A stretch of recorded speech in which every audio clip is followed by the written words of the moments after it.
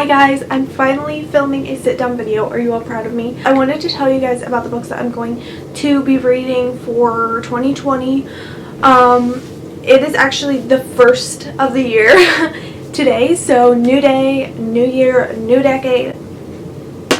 So yeah, I have a couple different books here. 2 of them I'm currently reading.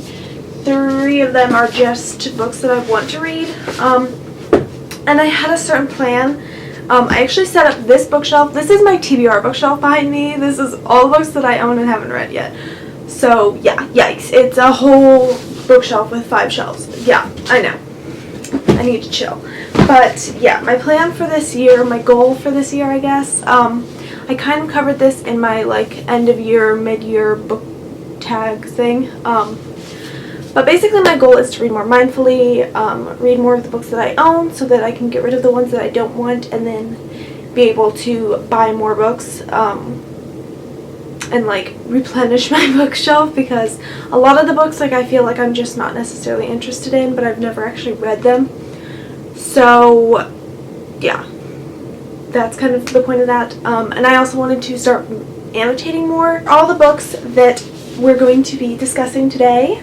So this book is set in the 1940s, I believe, with a young 13-year-old girl named Aya who is still grieving her mother's recent death, and she's being sent back to Japan from a Canadian internment camp. And it kind of follows her story with her father, who is sort of struggling with the loss of his wife and finding a job in this new place, and then she also is struggling with going to school and being bullied, and then she winds up meeting a girl named Fumi who kind of takes her under her care, I suppose, and kind of delegates her to help her find her sister who's missing. And it basically just goes over all the bounds that they would go through for love and friendship, and how they are kind of trying to discover a way of life in such a terrible post-war time period, I guess. So yeah, this book looks pretty good. I'm really excited to start this one. I saw this one at a book sale and it appealed to me, so I decided to grab it. So yeah, this is the first book on the agenda. In the midst of reading that one, I'm also going to be reading A Little Life by Hana Yanagihira. This book follows four college boys as they go from their Massachusetts hometown to New York, and it basically just follows their lives as artists and their different stories as they go through the struggles of young adulthood.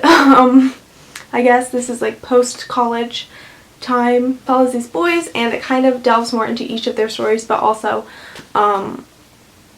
one boy that they kind of all focus on as he goes through a lot of struggles in his life. And I've heard that this book is really sad, so the whole time I'm reading it I'm kind of I just know it's gonna be sad, but it's honestly reminding me a lot of Secret History, aside from I don't think there's any murder involved. So aside from that, it kind of gives me that really wise writing style, I guess. So yeah, this book's really good. Franz Kafka's Complete Stories. This book, there's really nothing to tell you. I've already started it a little bit a year ago, but I'm gonna start it over. Yeah, it's just his stories, his writing. I've always really liked Franz Kafka's work, so I'm really excited to read this. Mambo in Chinatown by Jean Kwok.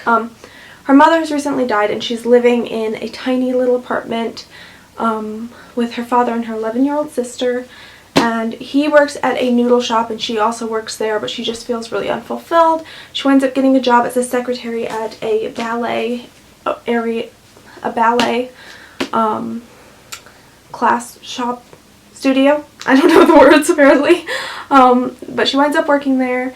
She finds that she really loves it. She finds a newfound confidence, and then she winds up discovering that her little sister is terminally ill, I believe, and she kind of has to balance her life between taking care of her sister and also not letting go of her newfound happiness. So this book looks really interesting. I don't know why I'm picking all the sad books for the start of the year, but I don't know. It's just what I'm feeling. Then we have The Swan Thieves by Elizabeth Kostova.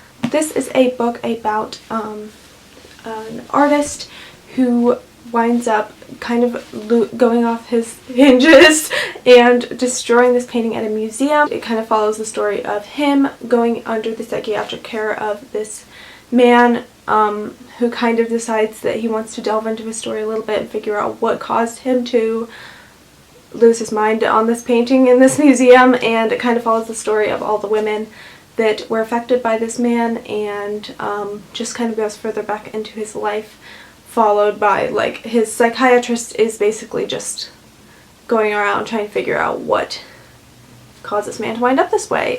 So this book looks really good. Last book we have is What Maisie Knew by Henry James. It follows this little girl named Maisie post her parents' divorce, and she finds herself kind of going back and forth between her two parents who just can't really get along.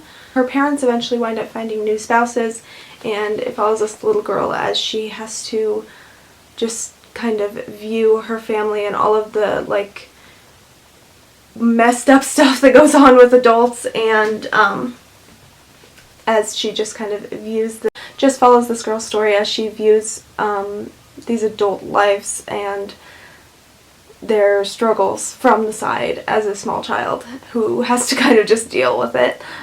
So this book looks pretty cool. This is one that I've actually had forever and been meaning to read forever, but I'm really excited to finally get to it. Those are all the books that I'm going to be reading for January. Hopefully I'll be reading more. But yeah, I'm really excited for all these books. I don't have a set goal for how many books I want to read for the year. I decided not to do that. I don't know if I'll eventually wind up being like, hey, I'm going to read this many. I might. For now, it's undecided. I just don't know. 2019, I had a goal for 256 books. I wound up finishing that at the end of October and wound up actually reading 286 books. So I went a little overboard, but yeah, I'm really proud of the progress I made last year, and I loved it, but I really do not want those, like, I don't know, it was just a lot to, like, have that pressure to read that many books. So this year I'm just going to relax a little bit, give myself a break, just be able to really enjoy the books that I'm reading and read books that I really want to read. Not that I, like, didn't like the books I read last year, but there was definitely a lot more pressure than I'm going to put on myself this year. So yeah, I hope you guys are having a great new year, starting a new year, that you're reading lots of great books, and I hope that you enjoy this video because usually I'm just vlogging, so yeah, switching it up a little bit. So yeah, thank you guys for watching this video, and I will see you guys in my next one. Bye! I don't know.